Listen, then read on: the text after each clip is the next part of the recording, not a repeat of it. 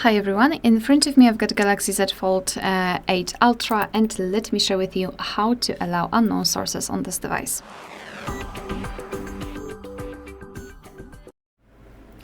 So let's begin with opening the settings, and here we need to scroll and find the option Security and Privacy. Then let's scroll down and go to More Security Settings and tap on it, and then scroll down and find Install Unknown Apps. So right here we've got the list of apps which are allowed or not allowed to install some content, and of course we can change it. So let's pretend I'd like to download something from Chrome. Download the app from Chrome. So just find it and tap on the switcher next to it, and from now on the Chrome is allowed to install some content. Beware, because you're doing it on your own responsibility. Some third-party apps aren't verified by the developer, so you may put your data and actually whole device at risk. So remember about that and choose the apps wisely.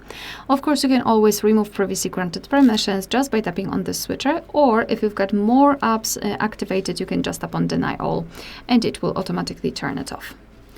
Alright, so that will be all. Thank you so much for watching. Please hit the subscribe button and leave the thumbs up.